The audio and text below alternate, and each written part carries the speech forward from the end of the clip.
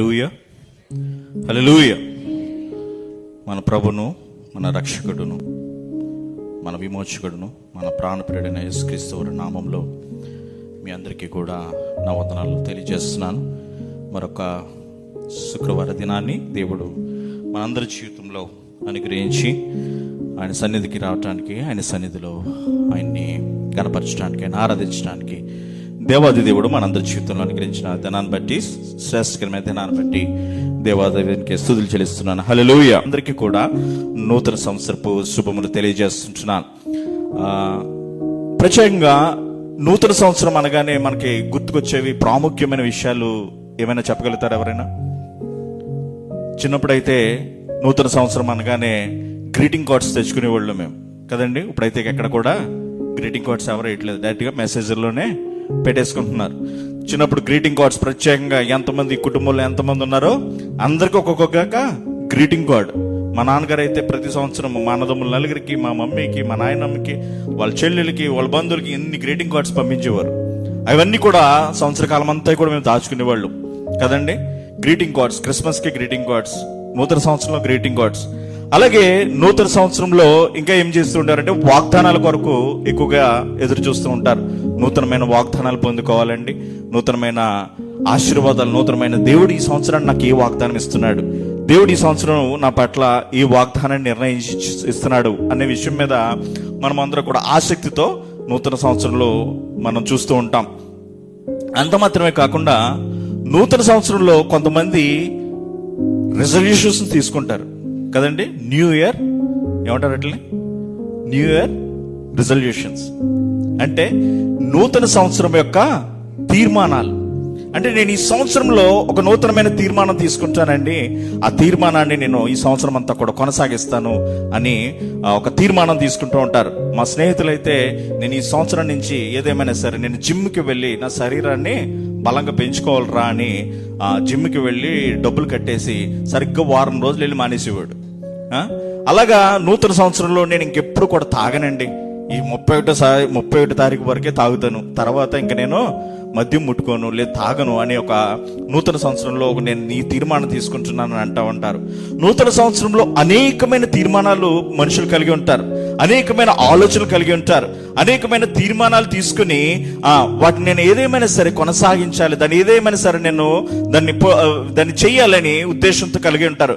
కానీ ఎక్కడో శరీరము సహకరించక, లేదంటే వాటి నుండి గాడి తప్పిపోయి ఆ తీసుకున్న తీర్మానాన్ని మర్చిపోయి, ఆ తీసుకున్న తీర్మానం అసలు తీర్మానం ఏవి తీర్మానం తీసుకున్నామో కూడా గుర్తు లేకుండా వారు ఒక జీవితాన్ని యథావిధిగా తన పాత జీవితాన్ని, తన విధమైన ప్రాచీనమైన జీవితాన్ని వారు కొనసాగిస్తూ ఉంటారు కదండి.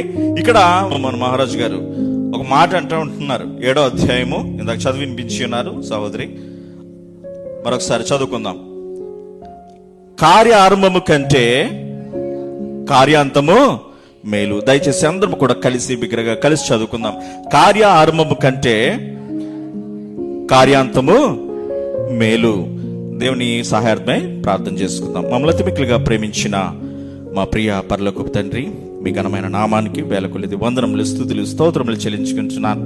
అత్యున్నత సింహాసనం మీద ఆశీనున్న దేవా, రాజులకు రాజా, ప్రభులకు ప్రభువా, నిన్న నేడు నిరంతరము ఏకరీతంగా ఉన్న దేవా, మీకు స్తుతులు స్తోత్రములు చెల్లించుకుంటున్నాను. ప్రభా, గడిచిన 2025 సంవత్సర కాలమంతయు కూడా మమ్మల్ని కాచి కాపాడారు, మమ్మల్ని నడిపించారు, మమ్మల్ని బలపరిచారు, మీ ప్రేమతో మమ్మల్ని ఆదరించారు తండ్రి. దేవా, మీరు లేకపోతే మా బ్రతుకులు కొనసాగబడవు, మీరు లేకపోతే మా జీవితాలు ముందుకు కొనసాగబడవు. మేము ఉనికిని కలిగి ఉన్నామంటే, మేము చలిస్తున్నామంటే, మా బ్రతుకుని మేము బ్రతుకుతున్నామంటే దానికి కారణం మీరు తండ్రి. మా జీవితంలో సంతోషం ఉన్నదంటే దానికి కారణం మీరు ప్రభా. మా జీవితంలో ఆశీర్వాదాలు ఉన్నాయంటే దానికి కారణం మీరే తండ్రి. దేవా నైనా, మా జీవితంలో మేము అనుభవిస్తున్నవన్నీ కూడా దేవా అది కేవలం మీ హస్తముల నుండి, మీ కృప ద్వారా, మీ ప్రేమ ద్వారానే వచ్చినవి, కానీ మా జ్ఞానము కాదు, మా బలము కాదు, మా తెలివి కాదు, మా మంచితనము కాదు, మా గొప్పతనం ఎంత మాత్రమును కాదు ప్రభా. మీకు వందనములు, స్తోత్రం చెల్లించుకుంటున్నాను. మీరు లేని మా బ్రతుకు శూన్యము, మీరు లేని మా బ్రతుకు వ్యర్థము తండ్రి. దేవా, మరణైనా ఆశీర్వదకరమైన దీవెనలతో మమ్మల్ని ఆశీర్వదిస్తున్నందుకు స్తుతులు స్తోత్రములు చెల్లించుకుంటున్నాను. గత సంవత్సరం అంతా కూడా కాచి కాపాడారు, యవనస్తుల సహవాసాన్ని కూడా మీరు నడిపిస్తూ వచ్చారు తండ్రి. నూతన సంవత్సరంలో మమ్మల్ని ప్రవేశపెట్టి ఉన్నారు. ఈ నూతన సంవత్సరంలో మొట్టమొదటి యొక్క యవనస్తుల సహవాసంలో ప్రభు ఈ రీతిగా మేమందరం కూడుకొని మీ నామాన్ని మహిమపరచడానికి, గణపరచడానికి, మీ వాక్యమును వినటానికి, మీ వాక్యాన్ని ధ్యానించడానికి, మీ వాక్యం చేత సరిచేయబడటానికి మాకు ఇచ్చిన తరుణాన్ని బట్టి, సమయాన్ని బట్టి, అనుకూలతను బట్టి మీకు స్తోత్రం చెల్లించుకుంటున్నాను. ఇక్కడ వచ్చిన వారందరిని బట్టి మీకు వందనములు ప్రభా. ఇక్కడ మార్గ మధ్యలో ఉన్న కొరకు ప్రార్థిస్తున్నాను. సకాలంలో మీ సన్నిధికి వారిని చేర్చండి. అలాగే ఎన్నికలేని నన్ను కూడా జ్ఞాపకం చేసుకుంటండి. నా నోటిని మీ మాటలు ఉంచండి. మీ సిలువ చాటును మరుగుపరచండి. మీ ఆత్మచేత నింపి దేవా నాయనా ప్రభు నాకు సహాయమును చేయమని మీ పాదముల దగ్గర వేడుకుంటూ ప్రార్థిస్తూ మహిమా ఘనత ప్రభావంలో కేవలం మీకు మాత్రమే అర్పించుకుంటూ ఈ కూడికంతా కేవలం మీ నామానికి మహిమకరంగా మాకందరికి ఆశీర్వదకరంగా ఉండేలాగిన సహాయం చేయమని వేడుకుంటూ యేసయ్య నామమున అడుగుచున్నాను మా ప్రియ పరలోకపు తండ్రి, ఆమేన్. అయితే ఇక్కడ సొలొమోను మహారాజు గారు ఏమన్నారంటే, కార్య ఆరంభము కంటే కార్యాంతము మేలు. ఈ సంవత్సరపు కాలంలో నువ్వు ఎలా ప్రారంభించావు అన్నది కాదు, ఈ సంవత్సరపు కాలంలో నువ్వు ఎటువంటి తీర్మానం తీసుకున్నావు అన్నది ప్రాధాన్యమే కాదు, ఈ సంవత్సరపు కాలంలో నువ్వు ఏ ఆలోచన కలిగి ఉన్నావు అన్నది గొప్పతనం కాదు, కానీ దాన్ని ఎలా కొనసాగించావు, ఎలా ముగించావు అన్నది కూడా అవసరమై ఉన్నది. హల్లెలూయా. ఇక్కడ ఆయన అదే అంటున్నాడు, నువ్వు ఏ కార్యమైతే తలపెట్టాలని ఆశపడుతున్నావో, ఏ ఆలోచనకైతే నువ్వు కలిగి ఉండాలని ఆశపడుతున్నావో, ఏ తీర్మానం అయితే నువ్వు తీసుకోవాలని ఆశపడుతున్నావో, ఆ తీర్మానం తీసుకోవటమే కాదు కానీ ఆ తీర్మానం యందు నిలిచి ఉండి ఆ తీర్మానం వైపు నువ్వు కొనసాగబడి ఆ తీర్మానము ముగించే వరకు కూడా నీ యొక్క ప్రయాణము కొనసాగబడాలి. హల్లెలూయా. కదండి, ఇందాక చెప్పిన రీతిగానే ఎన్నో ఆలోచనలు కలిగి ఉంటాం.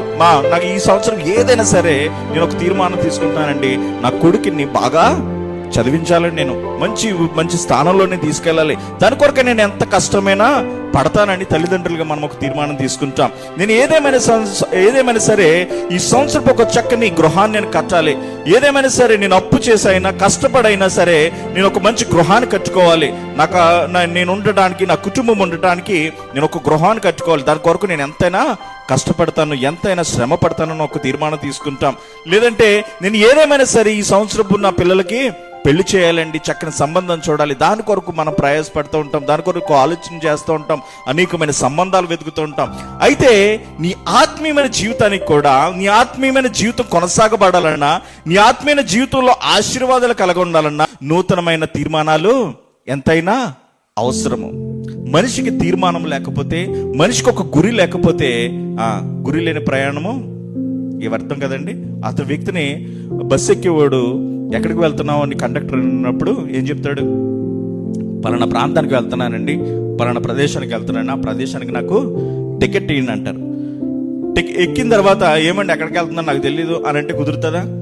కదండి, కుదరదు. గమ్యం లేని ప్రయాణము ఉండకూడదు. మన ఆత్మీయ జీవితానికి కూడా ఒక గమ్యం ఉండాలి. మన యొక్క ఆత్మీయ జీవితంలో కొనసాగబడాలన్నా ఒక స్థిరమైన డెస్టినేషన్ ఉండాలి. అంటే నేను ఎక్కడికి వెళ్తున్నాను, నేను ఏ ఆలోచన కలిగి ఉన్నాను, ఎంతటి స్థిరమైన మనసు కలిగి నేను ఉన్నాను అని సత్యం మనం గుర్తుగలిగి వాటి కొరకు మనము ప్రయాసపడేవారుగా ఉండాలి. ఇక్కడ సొలొమోను మహారాజు గారు అదే అంటున్నారు, మీరు ఎలా ప్రారంభించారన్నది కాదు ముఖ్యం, ఎటువంటి ఆలోచనలు కలిగి ఉన్నారన్నది కాదు ముఖ్యం, దాన్ని ఎలాగా కొనసాగించబడుతున్నారు, ఎలాగ దాన్ని నెరవేరుస్తున్నారు, దాని కొరకు మీరు ఎంతగా స్ట్రాంగ్ గా నిలబడుతున్నారు, ఎంత బలంగా నిలబడుతుంటున్నారు, అలాగే ఎలాగా ఆ తీసుకున్న తీర్మానం మీరు ముగించుకున్నారనే సత్యాన్ని కూడా మనం తెలుసుకోవాలి. ఇక్కడ ఆయన అదే అంటున్నాడు అనమాట. అయితే పరిశుద్ధ గ్రంథంలో అనేక మంది తీర్మానాలు తీసుకున్నారు. వారు తీసుకున్న తీర్మానం వైపుకి ఎన్ని కష్టాలు వచ్చినప్పటికీ, ఎన్ని ఇబ్బందులు వచ్చినప్పటికీ, ఎంత శ్రమ వచ్చినప్పటికీ వారు తీసుకున్న తీర్మానం వైపు నిలబడుతూ వాటిని నెరవేర్చడానికి ఎంతోగానో ప్రయాసపడిన వారుగా కనపడుతుంటున్నారు. వారి యొక్క జీవితాలను చూస్తే వారు తీసుకున్న తీర్మానాన్ని బట్టి వారి యొక్క బ్రతుకులు మారినాయి, వారి యొక్క జీవితాలు మారినాయి, అక్కడ ఉన్న ప్రజల యొక్క జీవితాలు మారినాయి, స్థితిగతులు మారినాయి. అయితే తీర్మానం వైపు మనం ఎంత బలంగా ఉండాలి అంటే, తీర్మానం ఎంత బలమైనది, తీర్మానం ఎంత గొప్పదో మనము తెలుసుకోవాలన్నమాట. ఈ రోజు అలాంటి గొప్ప భక్తులు వారు తీసుకున్న తీర్మానాన్ని బట్టి, వారు ఆ తీర్మానం వైపుకు వారు నడిచిన రీతిని బట్టి ఎటువంటి ఆశీర్వాదాలు పొందుకున్నారు, ఎటువంటి దీవెనలు వారి జీవితంలో అనుభవించారన్న సత్యాన్ని మనం ఒక్కటొక్కటిగా ధ్యానించుకుందాం. అలాగే మొట్టమొదటిగా మనకు ఒక గొప్ప స్త్రీ కనపడుతుందండి. ఆమె పేరు రూతు.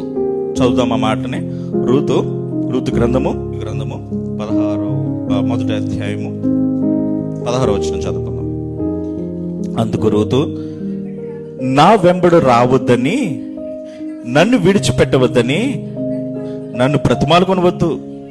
నువ్వు వెళ్ళు చోటికే నేను వచ్చేదను, నువ్వు నివసించిన చోటునే నేను నివసించదను. నీ జనమే నా జనము, నీ దేవుడే నా దేవుడు. నీవు మృతి పొందిన చోటు నేను మృతి పొందేదను, అక్కడనే పాతి పెట్టెదను.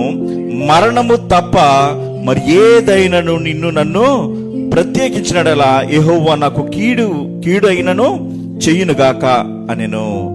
రూతు ఇక్కడ చక్కటి తీర్మానం తీసుకుంటుందండి. వాస్తవానికి మోయాబీయులైన ఈ యొక్క రూతు ఎప్పుడైతే తన సమస్తమును కోల్పోయారో, రూతు గారు ఒక అత్తగారైన నయోమి, తన ఇద్దరు కోడలు కూడా తన భర్తలు పోగొట్టుకున్న తర్వాత వారు ప్రయాణం కొనసాగిస్తున్నప్పుడు ఆ నయోమి అంటున్నది, అమ్మా నేను ముసలిదాని అయిపోయాను, మీరు ఇంకా యవన వయసులో ఉన్నారు, మీరు వెళ్ళి చక్కగా పెళ్లిళ్ళు చేసుకొని మీ యొక్క జీవితాన్ని కొనసాగించుకోండి. నేను ఇప్పుడు వృద్ధురాలైపోయాను, నా జీవితం కొనసాగించడానికి కానీ నాకు వయసు సహకరించదు, కాబట్టి మీరు వెళ్ళిపోండి అన్నప్పుడు తన యొక్క తోడుకోడలైన వార్ఫా ఆమె ఎప్పుడైతే విడిచిపెట్టి వెళ్ళిపోయిన తర్వాత రూత్ అంటున్న మాట, తీసుకుంటున్న తీర్మానం ఏంటి తెలుసా? అత్త, ఇకపైన నా జీవితము నీతోటే. నువ్వెక్కడికి వెళ్తే నేను అక్కడికి వస్తాను. నువ్వేం చేస్తే, నువ్వేం తింటావో నేను అదే తింటాను. నువ్వెక్కడ పడుకుంటావో నేను అక్కడే పడుకుంటాను. నువ్వెక్కడ నివసిస్తావో నేను అక్కడే నివసిస్తాను. నీకు శ్రమ వస్తే ఆ శ్రమలు ఇద్దరు కూడా పాలు పొందుకుందాం. నీకు కష్టం వస్తే కష్టంలో ఇద్దరు కూడా పాలు పొందుకుందాం. మేలు జరిగితే ఇద్దరు ఆ మేలును అనుభవిద్దాం. ఏదైనా నువ్వు మరణించినట్లయితే నువ్వెక్కడ మరణిస్తావో నేను కూడా అక్కడే మరణిస్తాను. గొప్ప తీర్మానం తీసుకుంది కదండి. ఎంతమంది ఉన్నారు ఈ రోజుల్లో ఇటువంటి తీర్మానం తీసుకునేవారు?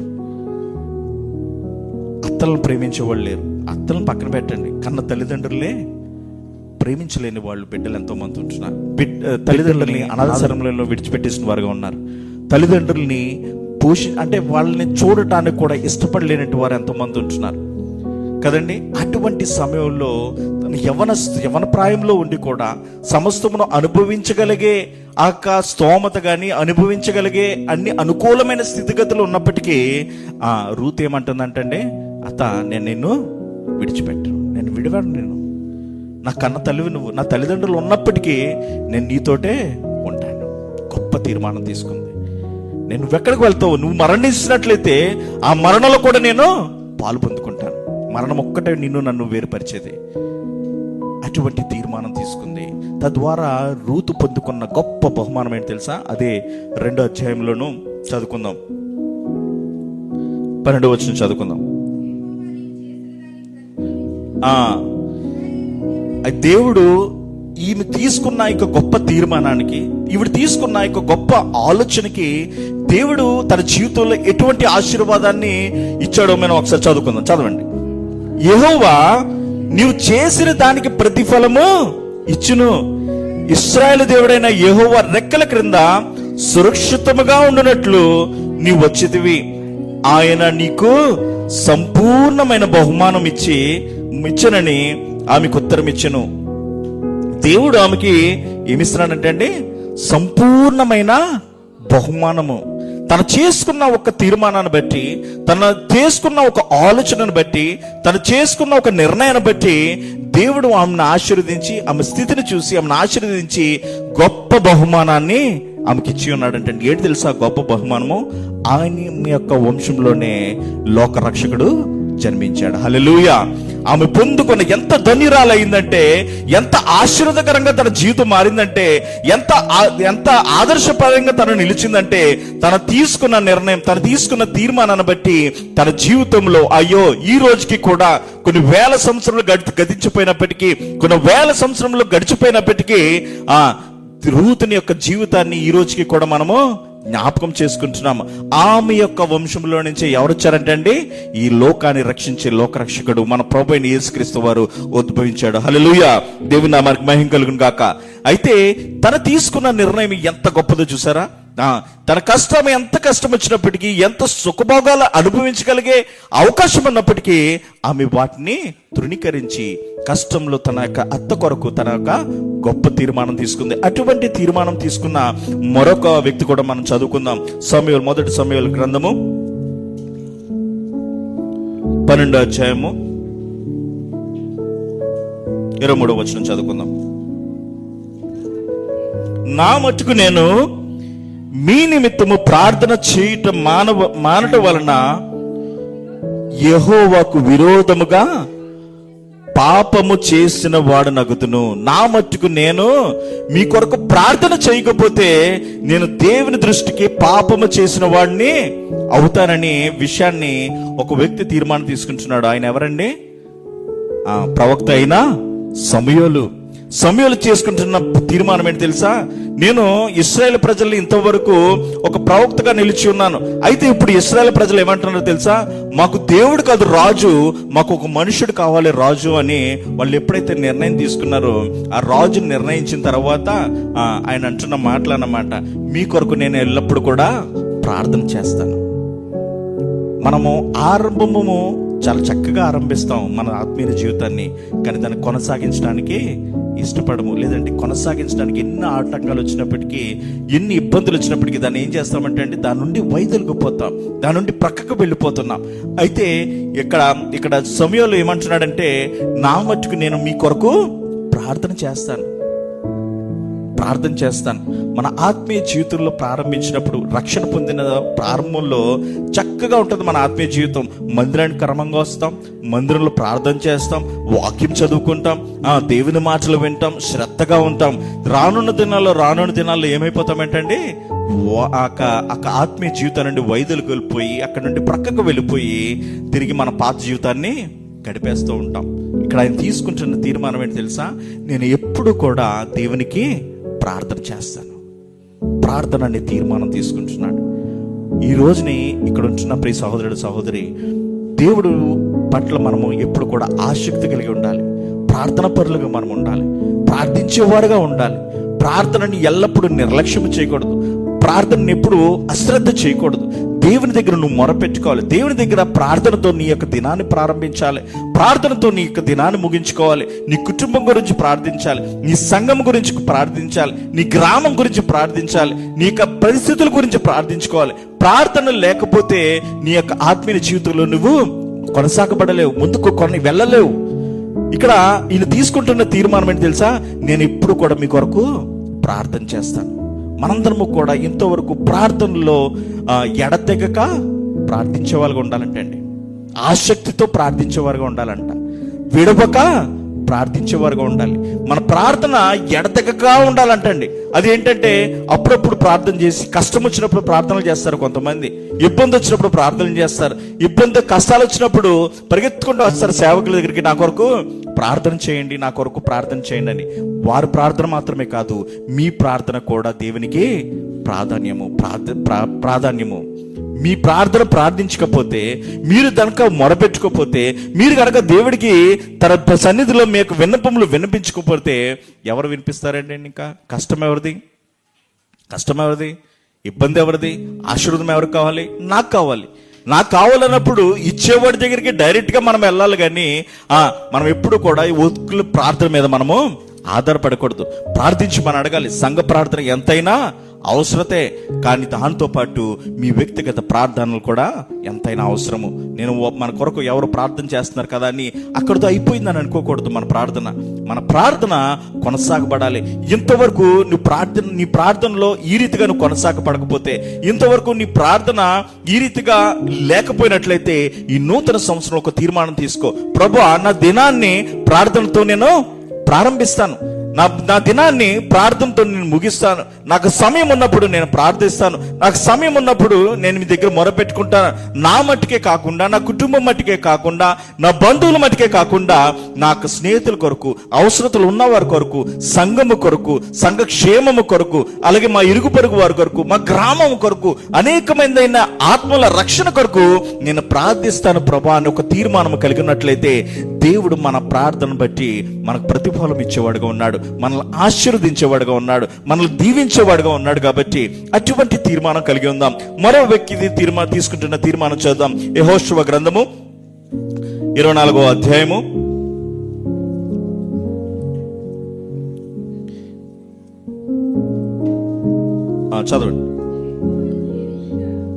24వ అధ్యాయము 15వ వచనం నుంచి చదువు.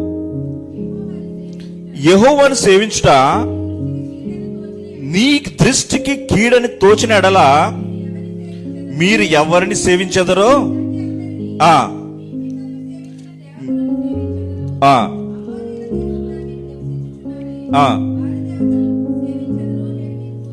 కోరుకోండి. నేనును నా ఇంటి వారును యెహోవానే సేవించదము అనెను. వాస్తవానికి ఇశ్రాయేల్ ప్రజలను ఎప్పుడైతే దేవుడు ఆ ఐగుప్తు దేశం నుండి, ఆ బానిసత్వం నుండి తీసుకొచ్చిన తర్వాత వాళ్ళ యొక్క మనసులు ఎలా ఉన్నాయంటే అండి, స్థిరము లేని మనసులు. అంటే ఒక విషయం మీద వాళ్ళు ఎప్పుడు కూడా స్థిరంగా ఉండలేని వారు. దేవుడు కొన్నిసార్లు క్షమాపణ అడుగుతారు, క్షమించిన తర్వాత తిరిగి పాప జీవితంలో ఉండేవారు. దేవుడు చేసిన మేళ్లు మర్చిపోతుండేవారు, దేవుడు చేసిన కార్యాలు మర్చిపోయి తిరిగి వారి పాత జీవితంలో గడిపేస్తూ ఉండేవారు ఇశ్రాయేల్ ప్రజలు.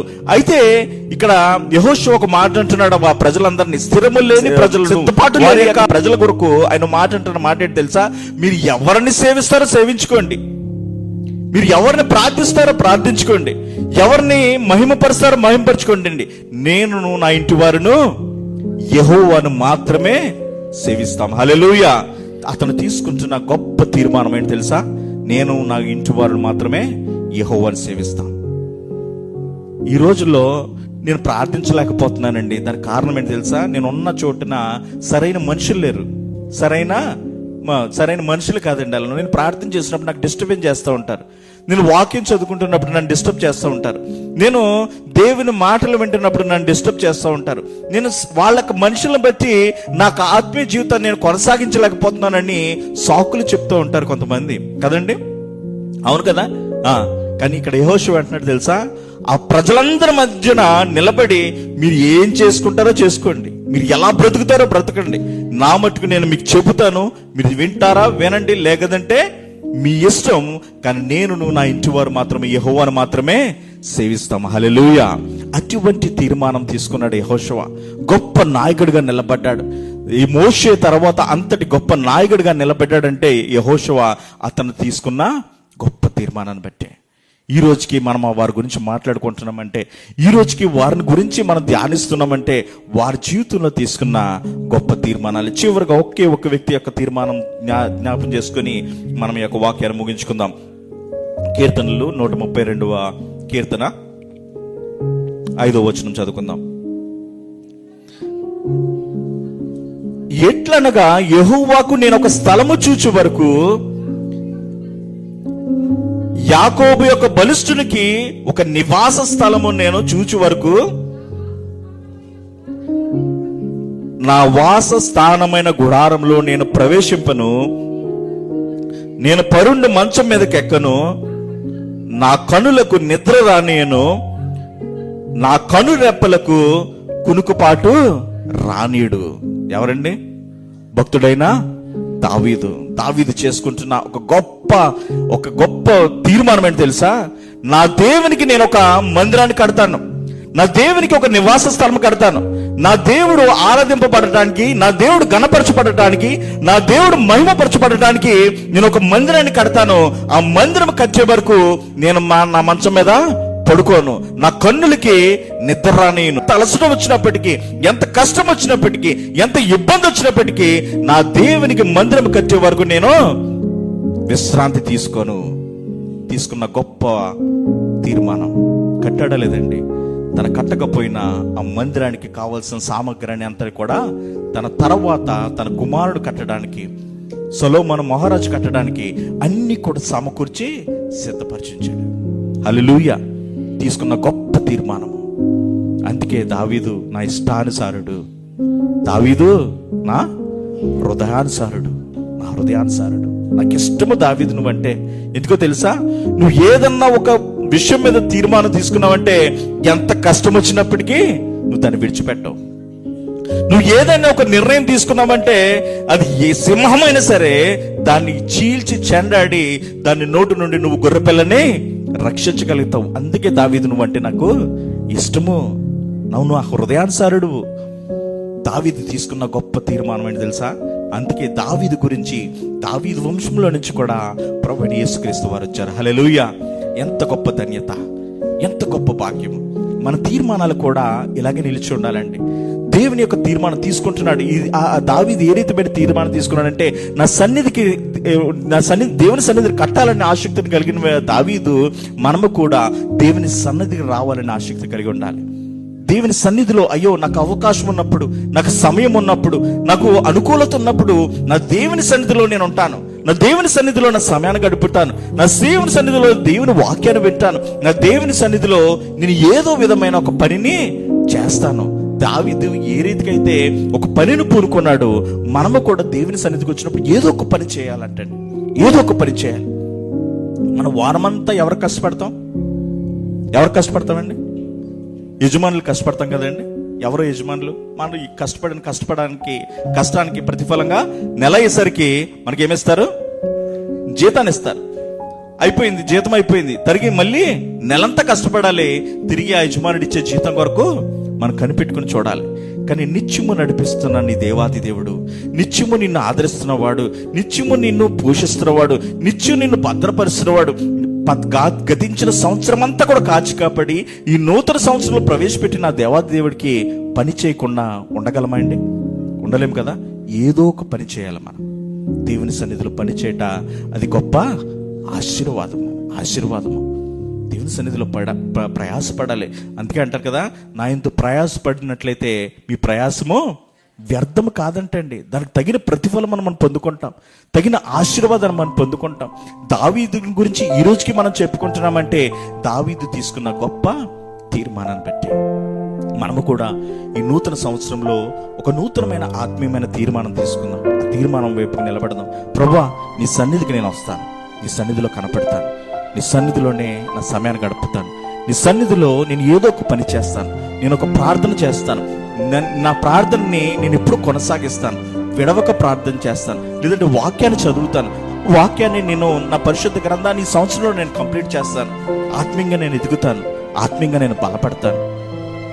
మన ఆత్మీయ జీవితానికి ఒక తీర్మానం తీసుకున్నట్లయితే దేవుడు ఈ నూతన సంవత్సరము దీవెనకరంగా ఆశీర్వాదకరంగా మారుస్తారు. అటువంటి ఆత్మీయమైన తీర్మానంతో ఈ యొక్క నూతన సంవత్సరము కొనసాగించడానికి దేవాది దేవుడు మనందరికీ సహాయము చేయను గాక. ఆమేన్.